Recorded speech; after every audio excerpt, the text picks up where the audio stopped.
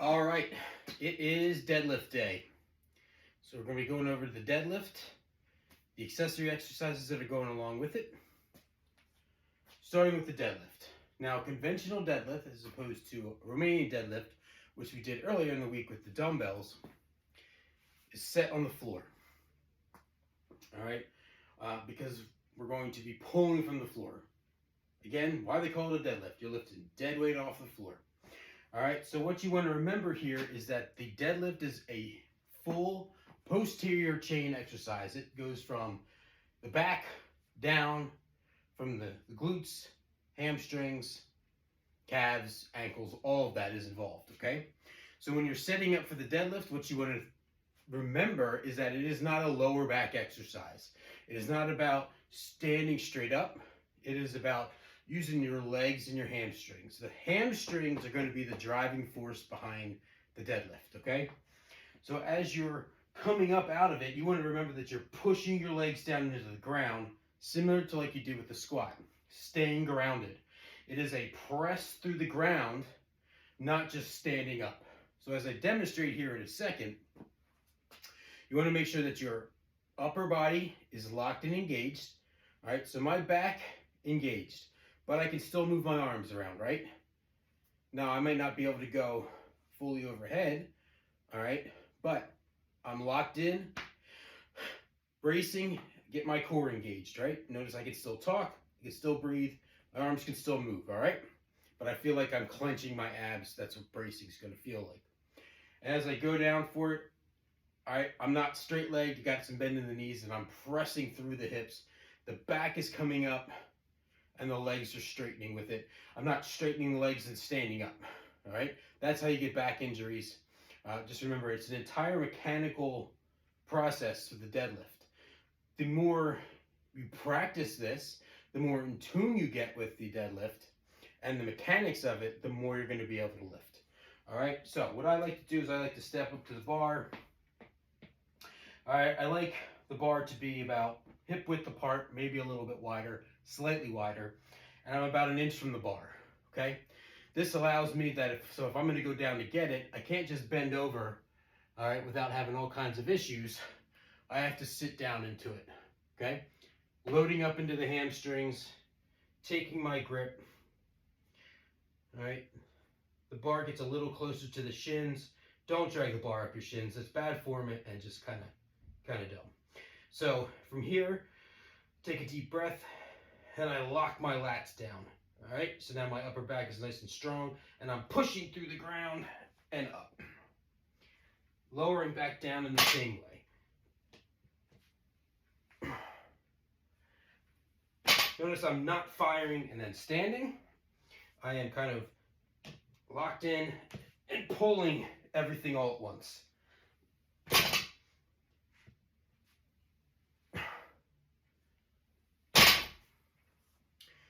So a deadlift like this, go down, you can regrip, strengthen and pull in the back each time.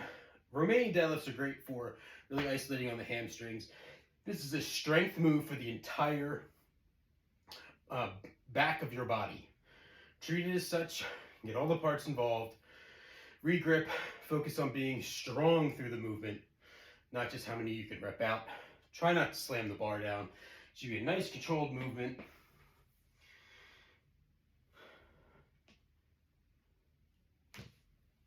And up.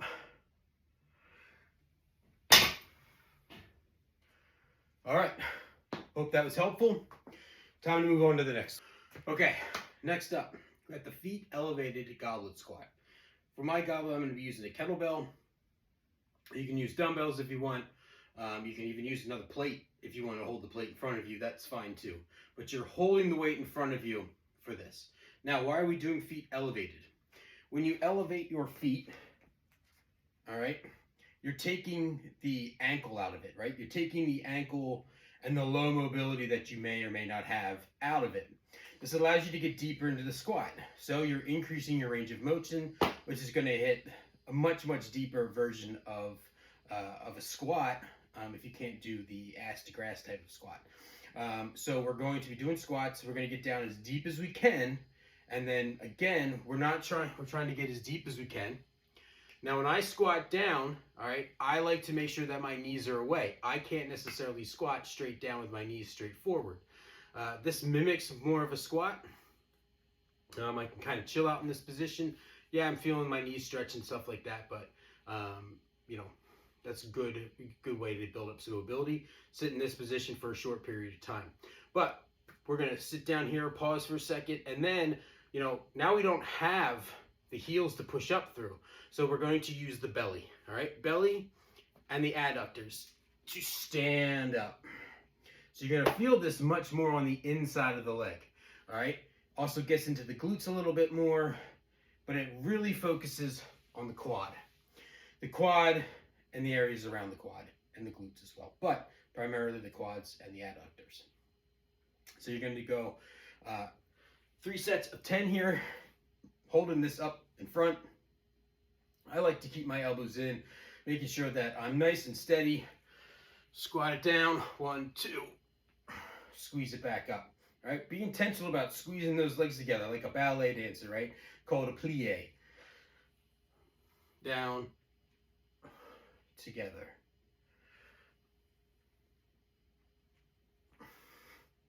All right, and if I do it from the side, all right, you can see here, getting down pretty good and deep. All right, my background's a little bit, but that's just how my body naturally works. But I'm not going super heavy and there's no load on my back, so it doesn't feel a big strain. All right, but again, up.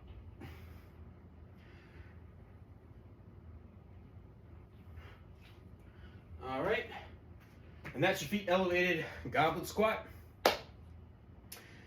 On to the next. Okay, exercise number 3 is a straight arm pull down. This is going to be an accessory exercise, and it is going to be focusing on the lats, specifically that pull motion, okay? So you may see these also called swimmer's pulls, because it's like mimicking a pull that a swimmer would do if they're doing like the butterfly stroke. But as you're doing it, you're really focusing on the lats. Now, if we're talking about this through a deadlift day, this really allows you to work that muscle, that lat, and that pull to help strengthen up the back as you're getting that pull out of a deadlift. This is why we're doing that.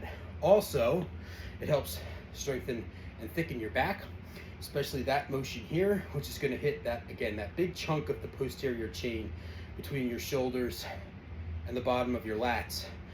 Gives you a nice structure, starts building that V-taper. So even if you're going for some aesthetics, this is going to help out and also build some good posture.